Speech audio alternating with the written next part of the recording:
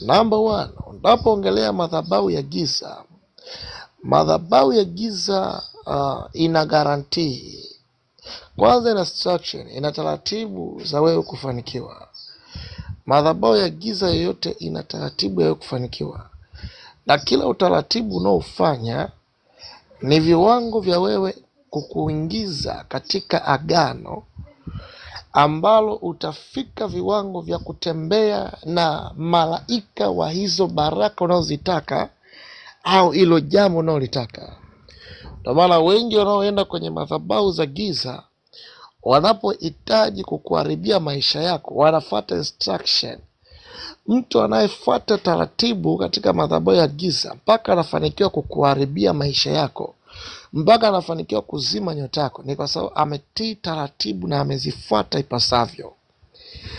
Na ndio maana unakuta asilimia kubwa, kama ni mchawi anatembea kwenye ukoo wenu, anahitaji kuiangamiza familia yenu yote, yule mchawi atafanya utaratibu wa kila namna kuhakikisha anasambaratisha ukoo mzima kwa kuwatoa kafara. Mnakuwa ni misukule. Ile misukule anapoiuza kwa wachawi wenzake, yeye anapata nguvu, anapata damu, kuna vitu anavyopeana utaratibu. Yani ni deep things ambayo ipo katika habari ya madhabahu.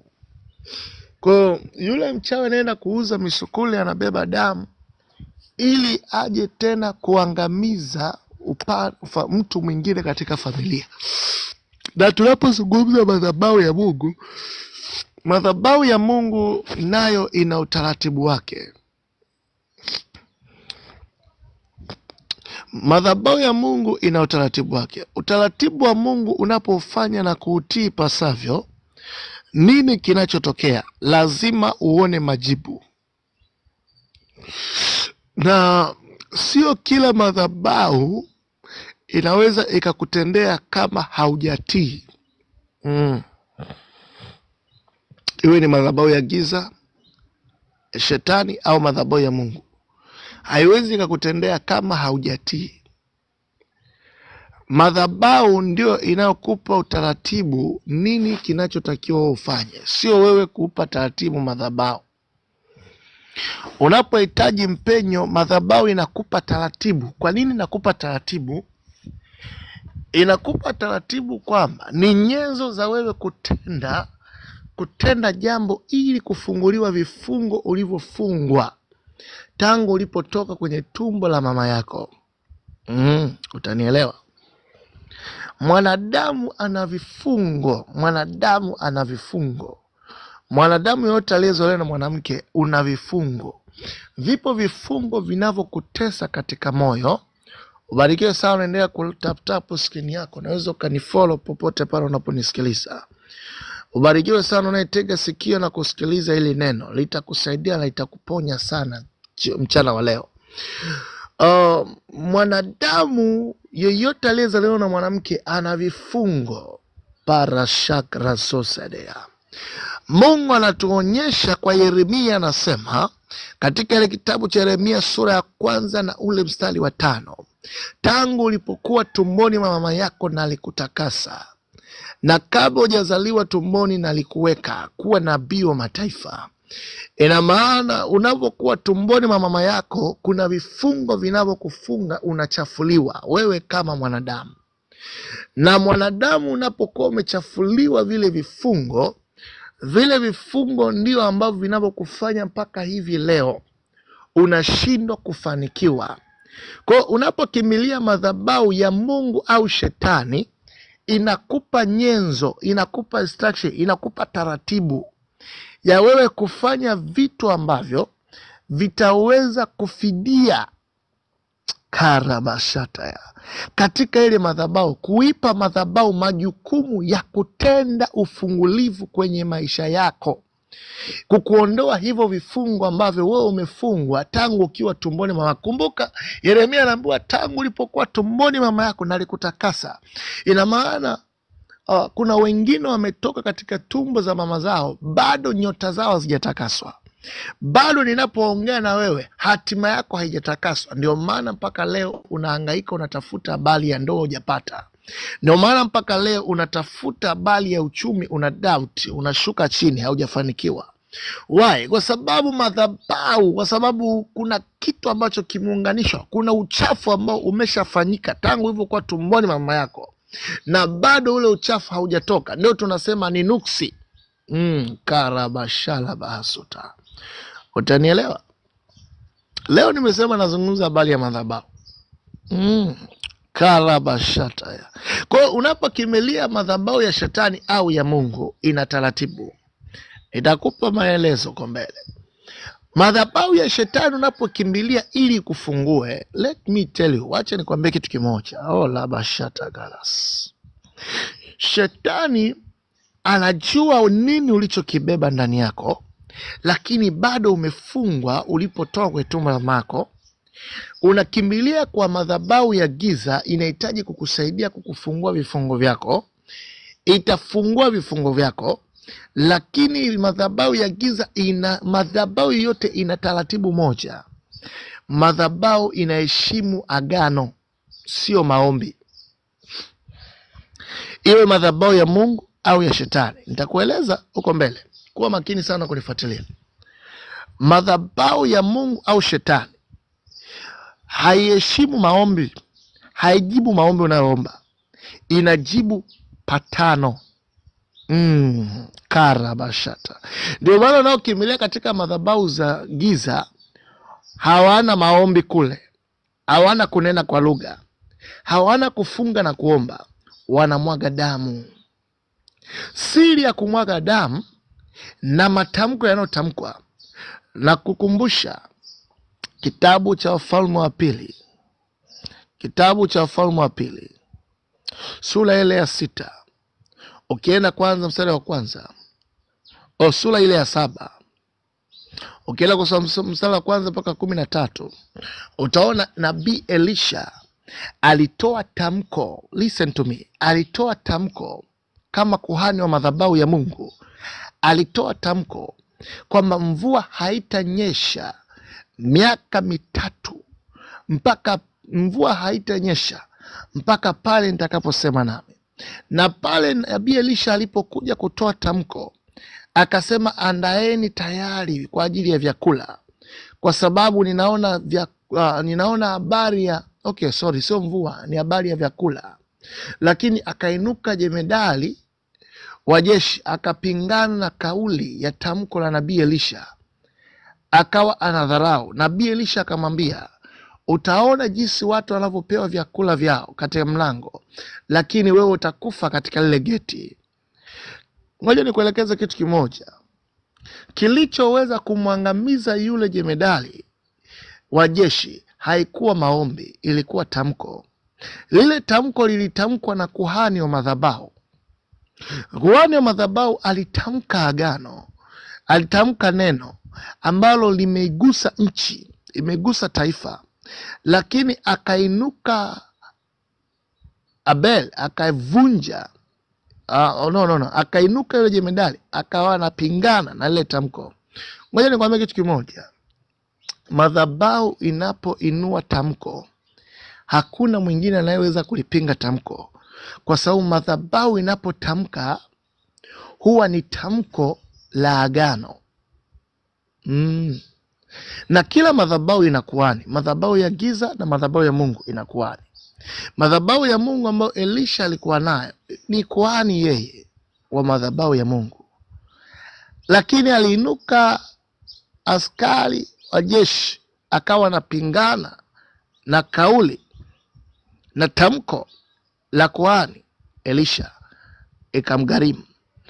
Ngoja nikwambie, siku za leo watu wengi wana vifungo, watu wengi mna vifungo, lakini unapotamkiwa tamko, lile tamko unaotamkiwa huwa mwingine hawezi kulitengua. Why? Ngoja nikwambie kitu kimoja. Unapokimbilia katika madhabahu za giza, unahitaji kufunguliwa vifungo vyako ili uwe tajiri. Kwa sababu kitu ambacho kinachoisumbua hii dunia juu ya watu, mamilioni ya mabilioni ya watu duniani kote, ni utajiri. utajiri. Kila mmoja akienda kwa mganga, nataka kuwa tajiri. Akija kwa mtumishi wa Mungu, nataka niwe tajiri. Nataka nifanye biashara kubwa. Nataka niwe mtu fulani. Natamani niwe tajiri. Lakini kuna principle za wewe kuwa tajiri. So kila mmoja anaweza kuwa tajiri. Kuna taratibu, kuna instruction, kuna maelekezo ya wewe kuwa tajiri. Madhabahu ya giza inapokupa maelekezo ili kusaidia, itakuingiza kwenye agano. Madhabahu ya giza utapatana nalo agano. Haitatosheleza agano. Sadaka ya agano ya damu uliyomwaga ni ya agano ya kupatana na wewe na madhabahu, kwamba hautaiacha. Ndio maana yake. Sadaka ya pili utakayoifanya, hautaiacha ile madhabahu. Sadaka ya pili utakayoifanya ni kwamba utafidia sadaka ambayo itaenda kutenda kazi sasa ya kwenda kukuletea utajiri unaotaka, lakini kwa masharti. Na baada ya muda tena ile madhabahu itadai tena urudi ufanye sadaka nyingine ya kukumbusha au ya kusisitiza lile patano ya kwamba hautaiacha ile madhabahu. Why? Kwa sababu madhabahu yoyote ya Mungu ama shetani inahitaji kusujudiwa. Kwa shetani anahitaji kusujudiwa. Kwa wewe, lengo la shetani kukuambia kwamba madhabahu ya uovu kukuambia kwamba urudi tena ili tuje tutoe sadaka ya nyingine, ina maana kwamba unaenda kuisujudia. Na vile vile kwa Mungu, unapomkimbilia Mungu, madhabahu ya Mungu inapokupa utaratibu, ukatoa sadaka yako, ukafunguliwa vile vifungo vyako, kuhani akakufungua vifungo vyako, ukaiona miujiza, ukisahau ile madhabahu ya Mungu, matatizo yanaweza karudi tena. Why? Ngoja nikwambie kitu kimoja. Madhabahu hauhitaji kuisahau. Wengi tumetoka kwenye madhabahu za giza. Sisi tumezisahau, lakini zenyewe hazijatusahau. Kwa sababu kuna patano la kwanza ulishawahi kulifanya. Kwa haijakusahau kwa sababu gani? Kwa sababu ulishaweka agano la kwanza. Lile agano la kwanza ndio agano linaloweza kufanya wewe ufungwe tena zaidi ya pale ulivyokuwa umefungwa. Kwa sababu linataka wewe urudi tena kwenye ile madhabahu ya uovu. Lakini unapokuja kwenye madhabahu ya Mungu, hata kama umeisahau, unahitajika ukumbuke kwamba lazima umrejee Bwana Mungu wako. Maandiko yanasema, kitabu cha Kumbukumbu la Torati sura ya 8 mstari wa 18, inasema kwamba utamkumbuka Bwana Mungu wako katika ujana wako, kwa maana yeye ndiye Mungu akupae nguvu za kupata utajiri. Ina maana Mungu anatukumbusha kwamba lazima uikumbuke madhabahu yake tena. Wengi tunapofanikiwa, tunapoona miujiza, tunarizika, haturudi tena nyumbani mwa Bwana. Wengi tunapoona miujiza, tunapoona tumetendewa, hatukumbuki tena. Wengi tunapoona tumetabiriwa, hatukumbuki tena kuirejea ile madhabahu ya Bwana. Tunapoona Mungu anaeleza na kufanikisha juu ya maisha yetu, hatumkumbuki Bwana. Ndio maana maisha yetu shetani bado anayafunga. Hivi ninavyoongea sasa, kuna watu wamefungwa vifungo kwa sababu wameshindwa kumkumbuka Mungu katika maisha yao tena. Niko hapa kukukumbusha kwamba mkumbuke Bwana Mungu wako mchana wa leo na asubuhi ya leo. Mkumbuke Bwana Mungu wako mchana wa leo na siku ya leo. Kuna wakati ulikuwa ukisali ukiomba. Kuna wakati ulikuwa ukiomba unanena, unajazwa nguvu ya Mungu. Unaona maono, unapata maono, unapata sikia sauti ya Mungu. Unapata kusikiliza maelekezo ya Mungu. Mungu anakuelekeza. Ulikuwa karibu na Mungu kipindi kile, lakini sasa hivi umekuwa mbali na Mungu kuliko mwanzo. Niko hapa kukukumbusha kwamba mkumbuke Bwana Mungu wako. Achana na madhabahu za uovu. Madhabahu za uovu zitakugharimu, kwa sababu kadri unavyoendelea kuisujudia, inatamani hata ikuue leo, ikutoe katika ulimwengu wa roho wa mwili, ikulete katika kuzimu. Why? Kwa sababu shetani hana tamko la kukupa wewe utajiri wa mataifa. Ndio tanielewa. Shetani ana tamko la wewe kwenda kuzimu kumtumikia. Ngoja nikufananishe maandiko. Bible inasema inuka uangaze, kitabu cha Isaya sura 60 mstari wa kwanza. Inuka uangaze, kwa kuwa nuru yako imekuja na utukufu wa Bwana umekuzukia. Na utajiri wa mataifa utakujilia wewe. Neno la Mungu linasema kwamba uinuke uangaze. Haijasema kwamba umrudie Mungu peke yake. Hapana. Imesema kwanza uinuke uangaze. Ina maana Mungu ameshatoa maelekezo hapa duniani lazima uinuke uangaze.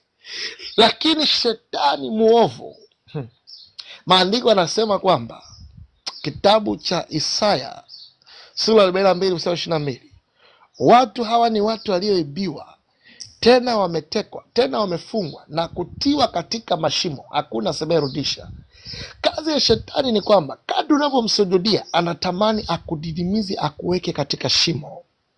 Kazi ya shetani ni kukuweka katika shimo. Madhabahu yote ya uovu haiwezi kukuinua juu, inakupeleka shimoni. Oh my God.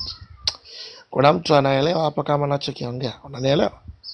Madhabahu ya Mungu siku zote haikupeleki chini, inakupeleka juu. Inakwambia inuka uangaze. Karabashakaras.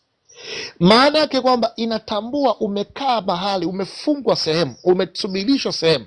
Sasa ni wakati wa kuinuka na kutembea, kuinuka na kuangaza. Oh marasa tayaras.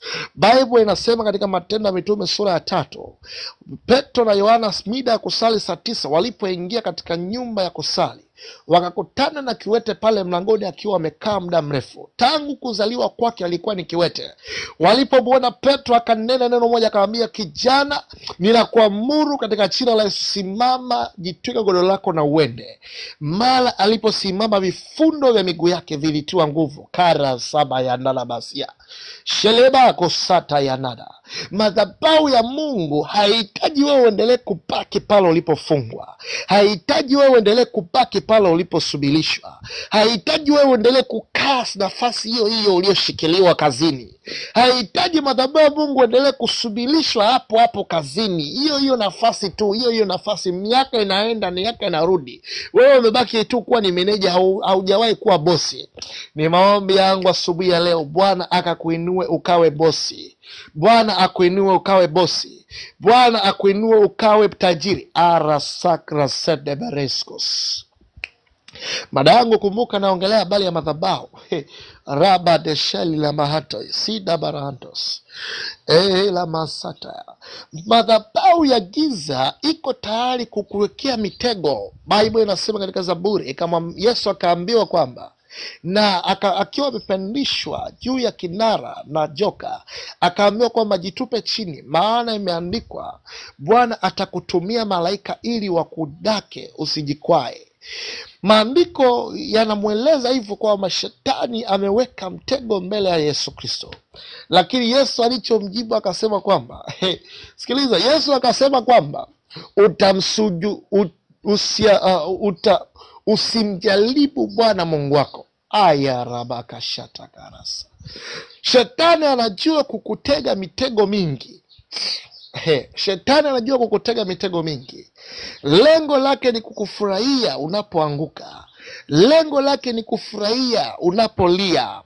Bible inasema kwamba msifurahi adui zangu niangukapo, maana mimi niangukapo nitainuka tena. Aya labasata.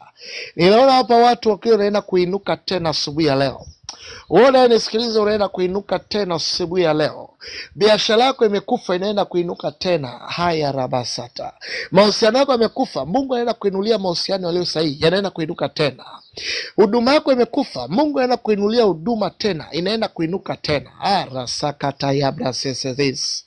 Kazi imekufa, Mungu anaenda kuinua tena. Aya laba. Sema lazima niinuke tena. Ni lazima utajirike, ni lazima uolewe. Mungu hataki wewe ubaki kuwa bachelor miaka yote. Aya lalabasata. Sijui naongea na mtu, naongea mwenyewe. Mungu hataki kuona wewe kwamba unateseka katika ndoa, unalia kwa habari ya ndoa. Unalia kwamba Mungu nisaidie, nataka niolewe. Mungu nataka furaha yangu mimi nipate ndoa. Mungu hataki kuona tu unalia. Mungu anahitaji kuona unacheka. Karabashata yara. Ibrahimu alikuwa anamlilia Mungu mpaka akakata tamaa, lakini Bwana akamwambia jitie nguvu, maana mke wako Sara atapokea mtoto. Ibrahimu akiwa ameshakata tamaa akamwambia Bwana, itawezekanaje mke wangu na sasa ni mzee? Maandiko anasema, Bible inasema, yasiyowezekana kwa wanadamu kwa Mungu yote yanawezekana. Je, kuna neno gani lilo gumu la kumshinda Bwana? Malaika wa Bwana akazungumza na Ibrahim akamwambia, hakuna jambo lililokuwa mbele za Bwana likashindikana. Hakuna neno lililokuwa gumu mbele za Bwana likashindikana. Ninakuombea asubuhi ya leo, ni maombi yangu asubuhi ya leo, hakuna gumu linaloweza kukuangusha wewe lisiweze kuinuka. Hakuna gumu linaweza kukupoteza wewe usipatikane. Hakuna gumu linaweza kukukalisha wewe miaka yote hii mpaka leo usiweze kuinuka tena. Nasema lazima uinuke tena, lazima uinuke tena, lazima utajirike, lazima ujenge. Huu mwaka lazima ujenge nyumba yako, lazima ununue viwanja, lazima ufanye kazi, lazima uongeze mshahara, lazima upate kazi. Huu mwaka karaskopate, lazima huu mwaka utamiliki mashamba, lazima huu mwaka unapofanya kazi lazima utajenga tu, lazima unapofanya kazi lazima utanunua nyumba, lazima utajenga, lazima utanunua viwanja, lazima utamiliki. Bible inasema mutamiliki, mutamiliki, mutamiliki, mutatembea na kumiliki mashambani na mijini. Lazima utajirike tu in Jesus name. Karabasarabas ele brazatakas. Sio mimi naongea, ni Mungu ndiye anasema, nitakubariki mjini, nitakubariki vijijini, nitabariki kazi ya mikono yako, nitabariki mashamba yako. Lazima utakuwa na mashamba mwaka huu, lazima utanunua mashamba yako, lazima utainua biashara zako. Mashamba yanaweza kawa ni biashara ndogo ndogo unaoifanya, mashamba yanaweza kawa ni kampuni ndogo ndogo unaoifanya. Lazima vitainuka, vitakuwa ni vitu vikubwa. Kampuni yako itakuwa kubwa, shughuli yako unaifanya itakuwa kubwa. Lazima jina lako litatikisa dunia. Alabababa krasko porodos kataya. Kama Bwana aishivyo, si kwa uweza kwa nguvu zetu, bali ni kwa Roho, asema Bwana. Lazima ufanikiwe tu mwaka huu in Jesus name. Ela barahatash, ela brahatash. Kuna watu wamekaa kinyonge, anajiuliza nitafanikiwa lini? Ni lini nitafanikiwa? Lini nitafanikiwa? Lini nitaoa? Lini nitajenga? Anayekwambia huu mwaka utaisha, lazima utajenga, lazima utajenga, lazima utaoa. Sema lazima, sema lazima, sema lazima, sema lazima, lazima, lazima, lazima, lazima, lazima, lazima. Karabashaka ya laba. Kama uko hapa naomba share.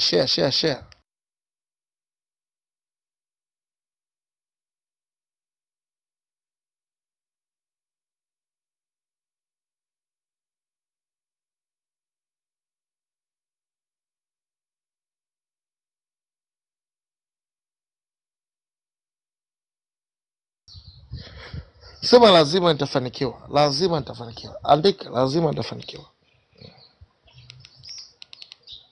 Karabashataka kalelelekadish.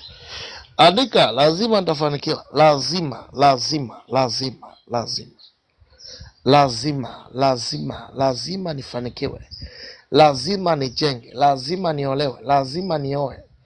Yes, lazima niinuke, lazima niangaze, lazima